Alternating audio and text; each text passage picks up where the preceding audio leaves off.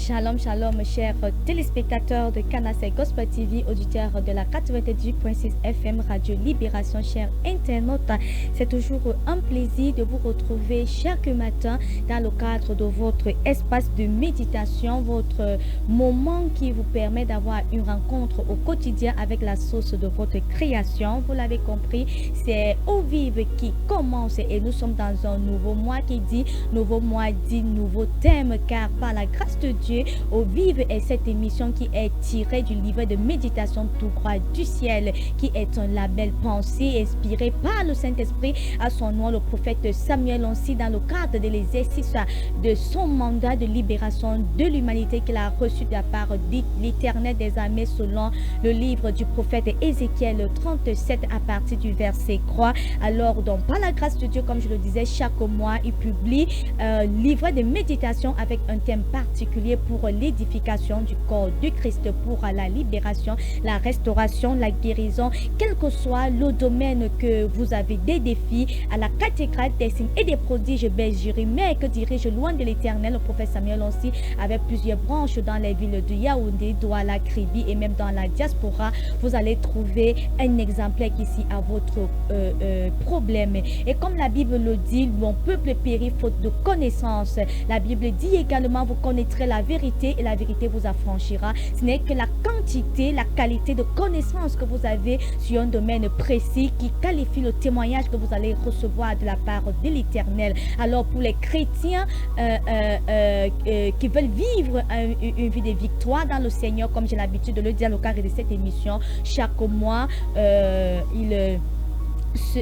entrent donc en possession de leur exemplaire moyennant la somme de 1000 francs CFA seulement par support numérique ou support physique. Cela veut dire quel que soit l'endroit du monde où vous nous écoutez, vous pouvez juste commander moyennant la somme de 1000 francs votre exemplaire, soit de ce mois qui porte sur devenir un vase d'honneur, c'est le livre de méditation de ce mois, devenir un vase d'honneur, ou encore tout autre exemplaire qui ici au défi actuel que vous traversez, et en méditant, en recevant la connaissance, la lumière qui vient de la parole de Dieu pour ce problème-là, vous allez voir qu'à la fin, vous allez naturellement obtenir votre témoignage, car les ténèbres qui étaient les vôtres dans ce domaine-là ont reçu la lumière qui vient de la parole de Dieu. Alors appelez-nous, envoyez des SMS, écrivez-nous sur WhatsApp au plus 237 6 82 87 88 17 ou encore le plus 237 6 90 48 65 20 pour entrer en possession de votre exemplaire du mois. Alors devenir un vase d'honneur, comme je le dis, c'est le nouveau livret, c'est la nouvelle sortie de ce mois. Appelez, écrivez, entrez en possession. Si vous voulez, je pense que tout le monde veut être un vase d'honneur entre les mains du Seigneur. Alors, si vous voulez connaître comment l'être, alors entrez en possession de votre exemplaire du mois. Et pour le jour, pour ceux qui sont habitués donc à Eau Vive, nous avons des sous-thèmes par jour. Et le sous-thème qui nous intéresse aujourd'hui, c'est le jour croix, intitulé Devenir un vase d'honneur est la clé du succès. Devenir un vase d'honneur est la clé du succès. Alors, je vais donc lire le verset du jour est tiré de 1 Corinthiens 15, verset 58. 1 Corinthiens 15, verset 58, il est écrit: ainsi, mes frères bien-aimés, soyez fermes, inébranlables, travaillant de mieux en mieux à l'œuvre du Seigneur, sachant que votre travail ne sera pas vain dans le Seigneur. Message. Il est triste de constater que beaucoup de chrétiens n'ont pas encore compris ce mystère, dit le prophète Samuel aussi. En effet, les chrétiens passent leur temps à pleurnicher sur leurs problèmes et à demander à Dieu de les bénir. Si on devait enregistrer les prières des chrétiens, vous seriez surpris de ce qui ressortira. Seigneur, donne-moi. Seigneur, j'ai besoin de ça. Seigneur, bénis-moi. Seigneur, je veux. Voici le genre de prière des chrétiens. Ils prennent Dieu pour leur marabout. C'est la raison pour laquelle, dit le prophète Samuel aussi, nous avons des chrétiens qui passent leur temps à changer d'église à la recherche constante des miracles. Ils font 3 mois dans une église, puis ils partent disant que le pasteur n'a pas de puissance. Ils frivolent à gauche et à droite sans comprendre ce mystère. Devenir ouvrier est le secret de la réussite. Travailler pour Dieu n'est jamais en vain. Mon fils, ma fille, dit le prophète Samuel aussi, Dieu te demande d'être ouvrier. Dieu d'abord et les autres choses après. C'est la règle avec Dieu. Tu pourrais obtenir des choses, avoir des portes qui s'ouvrent, mariage, travail, enfants, etc., sans passer par la porte du service. Mais laisse-moi te dire, dit le prophète Samuel aussi, lorsque tes portes s'ouvrent de cette manière, il y a de fortes chances qu'elles se ferment toutes. Mais si tu passes par le chemin royal, à savoir le chemin du service, tes portes ouvertes seront d'une solidité incroyable. Lorsque tu fais de Dieu ta priorité, dit le prophète Samuel aussi, tu le sais avec ton temps, ton argent. Lorsque tu participes à l'avancement du royaume de Dieu, Dieu te donne ce que tu demandes. La prospérité, la santé divine, la délivrance, la longue vie, la fécondité sont ton partage. Le service de Dieu, continue le prophète Samuel aussi, transforme ta vie et te fait entrer dans ta destinée. En plus de t'apporter toutes ces choses, le service te permet d'obéir au commandement de Dieu. Alléluia. Tout d'abord en te permettant de respecter le plus grand commandement qui est celui d'aimer Dieu de tout ton cœur. Ensuite, de te permettre de remplir ta mission d'évangélisation, enfin en te permettant de devenir un partenaire pour le royaume. Il y a tellement d'avantages liés au service. Le problème est juste que tu ne les connais pas. Par la grâce de Dieu, j'ai écrit un dévotionnel sur les bienfaits du service. Il faut absolument que tu le lises afin que tu puisses découvrir au travers des Écritures les avantages de devenir un ouvrier, car ton travail dans la maison du Seigneur ne peut pas être en vain. Alléluia. Nous remercions Dieu pour cette portion d'enseignement en fait que nous délivre le prophète Samuel ce jour. Nous allons prendre une courte transition comme il est de coutume et nous revenons pour le commentaire de ce merveilleux message de ce matin.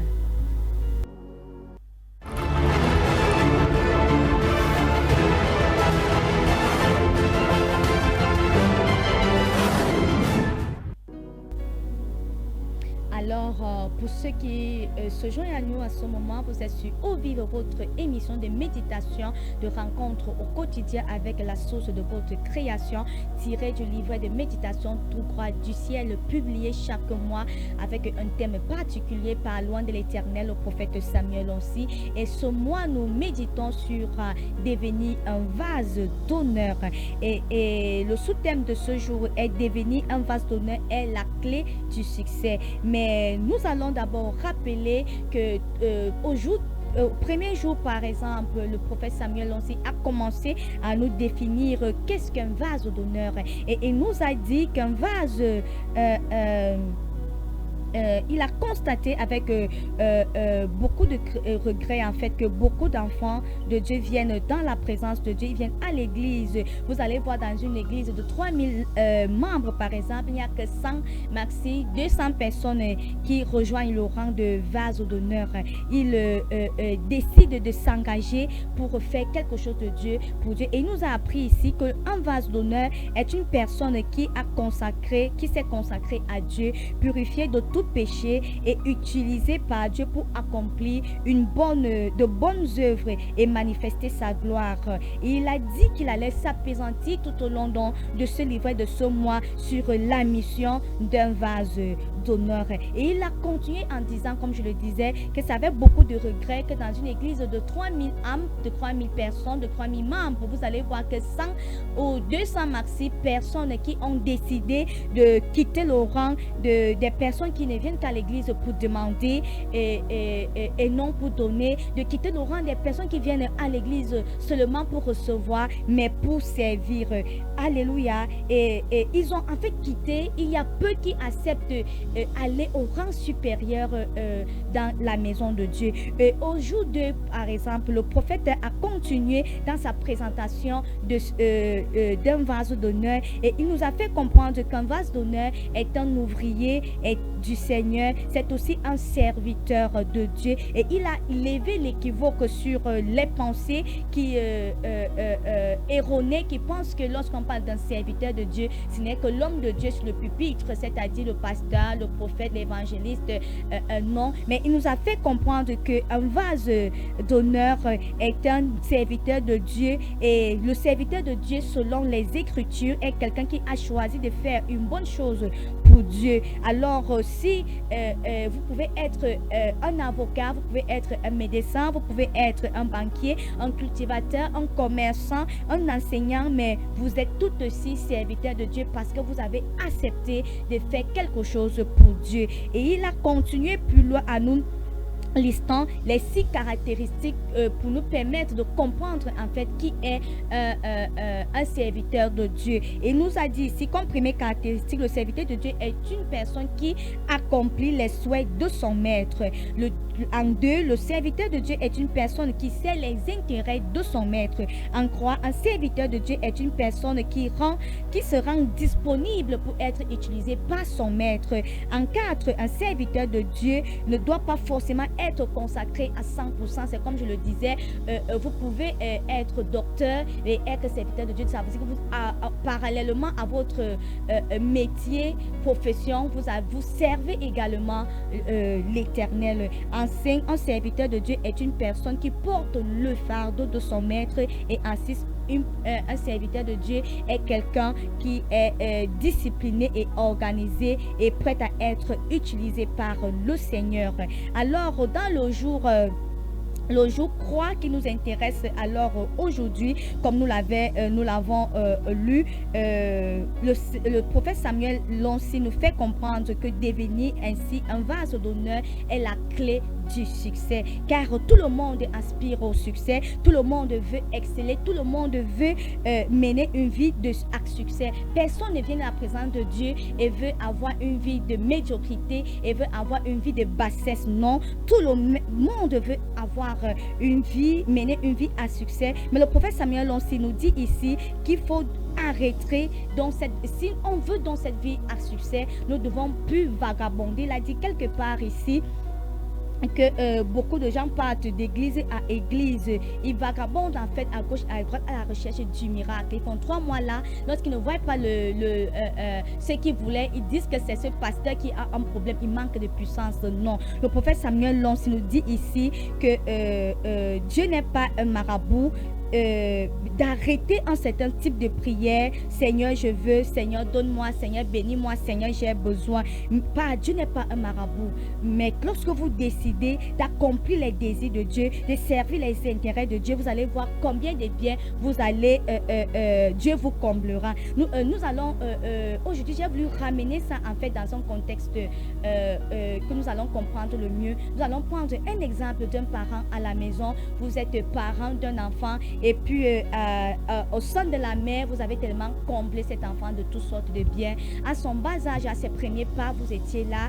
À ses 5 ans, 6 ans, 7 ans, 10 ans, vous étiez là. Mais à un moment donné, l'enfant atteint l'âge de 15 ans, l'âge de 25 ans, l'âge de 30 ans, 40 ans, mais l'enfant est toujours là. L'enfant ne vous sert à rien, l'enfant ne vous aide à rien. L'enfant, tu laves toi-même les assiettes, tu prends soin de la maison, tu prépares, tu sors travailler pour pouvoir pour la maison, tu puisses toi-même de l'eau.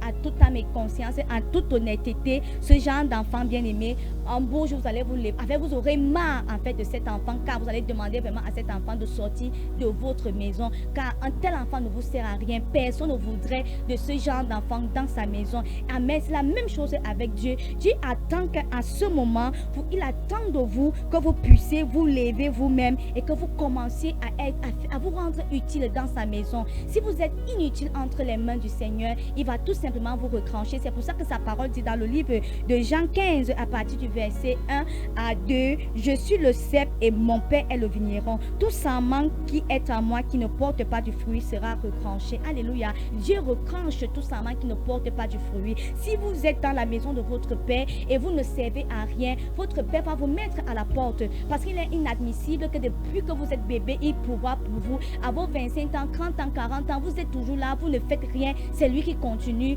à pouvoir pour vous. Aucun parent n'acceptera ce genre d'enfant dans sa maison. Il n'en est ainsi de notre Dieu. Il n'accepte pas ce genre d'enfant dans sa maison. C'est ainsi que beaucoup de personnes se comportent en fait avec Dieu. Il y a tellement de choses à faire dans la maison de Dieu. Il y a tellement de choses accomplir pour l'avancement du royaume de Dieu. Mais Dieu n'attend que vous levez, en fait, que vous décidez de faire quelque chose pour l'avancement de son royaume. Dieu attend qu'à votre tour vous levez pour servir ses intérêts. Il attend qu'à votre tour vous levez pour porter son fardeau. Il attend qu'à votre tour vous levez, vous quittez ce genre de prière, vous arrêtez de servir vos intérêts égoïstes et que vous vous engagez à faire quelque chose. Vous vous rendez utile dans sa maison, vous vous rendez utile dans le royaume. Et lorsque vous ne l'êtes pas, comme nous a si bien dit le Christ dans Jean 15 à partir du verset 1 à 2, Dieu vous retranche tout simplement. Alors j'espère vraiment que Dieu ne va pas arriver jusqu'à cette extrémité avec vous, en vous retranchant